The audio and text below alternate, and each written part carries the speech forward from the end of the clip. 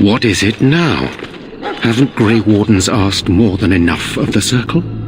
I simply came to deliver a message from the revered mother, Sir Mage. She desires your presence. What her reverence desires is of no concern to me. I am busy helping the Grey Wardens, by the King's orders, I might add. Should I have asked her to write a note? Tell her I will not be harassed in this manner. Yes, I was harassing you by delivering a message. Your glibness does you no credit. Here I thought we were getting along so well. I was even going to name one of my children after you. The Grumpy One.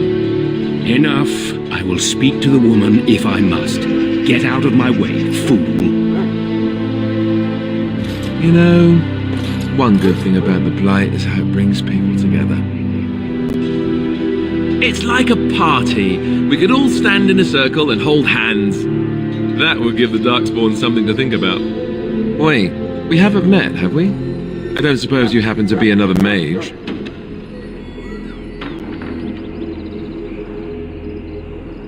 Less being yelled at for me then, though the day is still young. Wait, I do know who you are. You're Duncan's new recruit, from Highever. I should have recognized you right away. I apologize.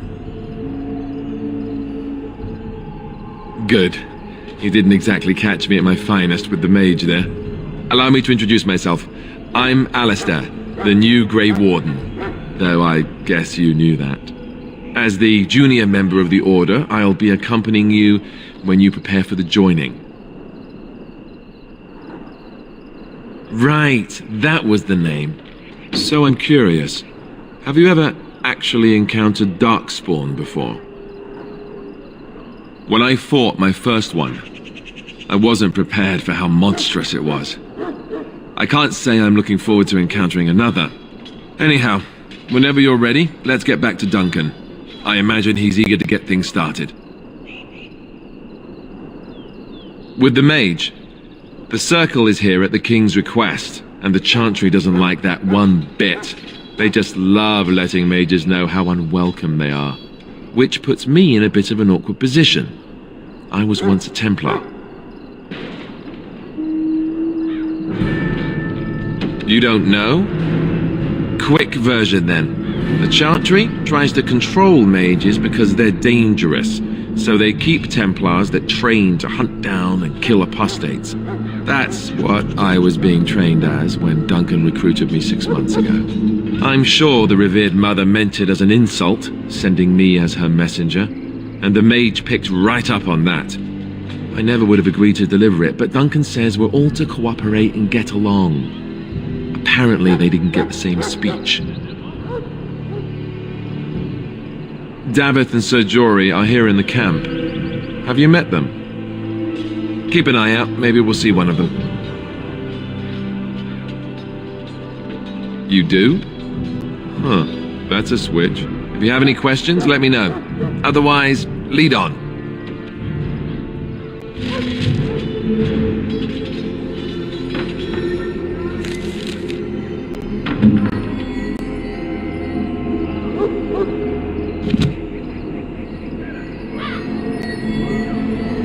Yes? As I said, I was trained as a Templar before Duncan recruited me about 6 months ago. The Chantry raised me, and becoming a Templar was a decision made for me a long time ago. Duncan saw I wasn't happy, and figured my training against mages could double for fighting Darkspawn. Now, here I stand, a proud Grey Warden. The Grand Cleric wouldn't have let me go if Duncan never forced the issue. I'll always be grateful to him. It just wasn't for me. I believe in the Maker well enough, but I never wanted to devote my life to the Chantry. I spent years in that Chantry, hopelessly resigned to my fate. Duncan was the first person who cared what I wanted. He risked a lot of trouble with the Grand Cleric to help me. Or maybe he just happens to be a good man. What about? Duncan is the leader of the Grey Wardens in Ferelden, which he would say doesn't mean much, as there aren't many of us here. Yet, beyond that, he's a good man, a good judge of character. I owe him a lot. What about you? What do you think of him? Fair enough. He's done the best he can with what little he has. And that includes me, I guess.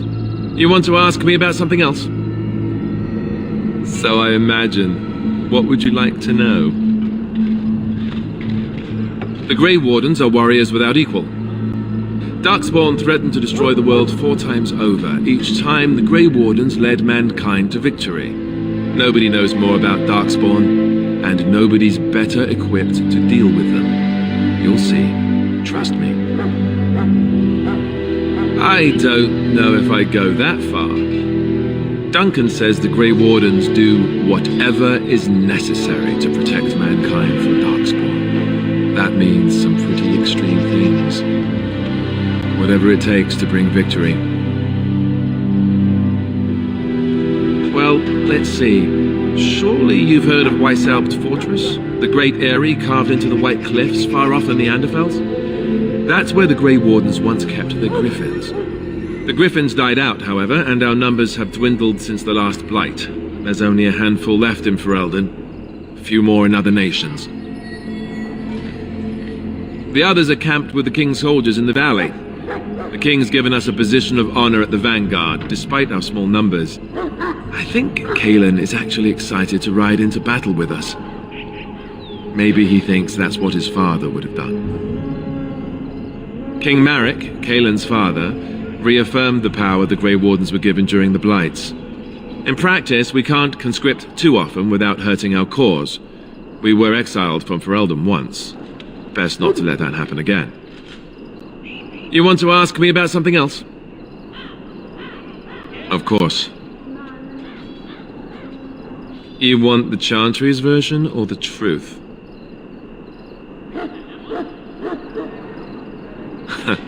They seldom are. According to the Chant of Light, the Maker imprisoned the old gods underground long ago, as punishment for tricking mankind into worshipping them. The old gods still whispered to some men and taught them magic. These men became the Magisters of the Tevinter Empire. The Magisters used their gift to enter the Golden City, tainting it and themselves. They were cast out by the Maker and became the first Darkspawn. They fled underground, bringing their taint to their gods. The tainted old gods were the archdemons who rose from their prisons and led the Darkspawn against the world. Yes, and it nearly wiped us out. When defeated, the Darkspawn flee back underground and seek out another old god to taint, thus bringing another blight.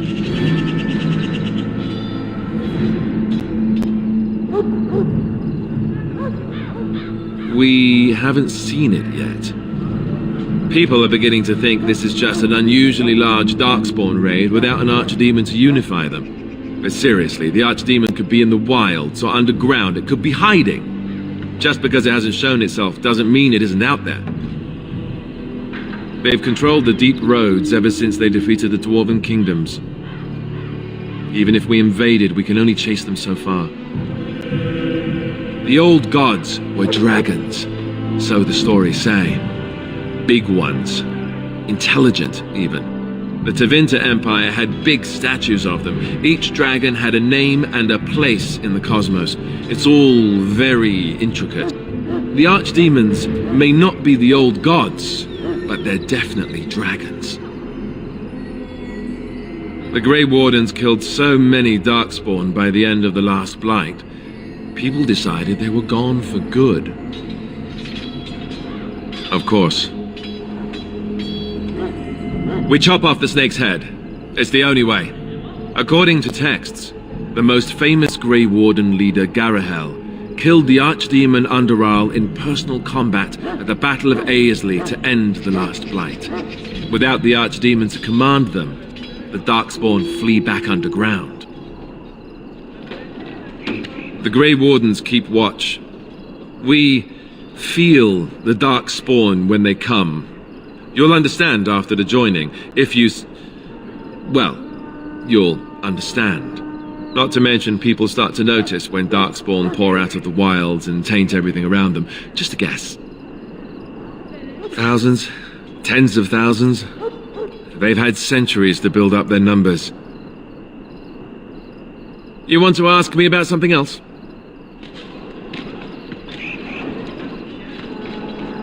I wish I could tell you more. Maybe ask me again after Duncan speaks to you about it. You want to ask me about something else? The one tomorrow. I'll tell you. It's Tairn Loghain we should be looking to win it, not the king. Cailan just wants his place in history. The Tairn is planning the strategy. That's my opinion, anyway.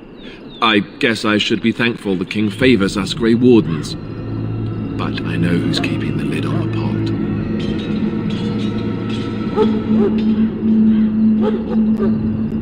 You know, that's a good question. The other Grey Wardens are riding into battle with the king. I don't know if you'll be with them.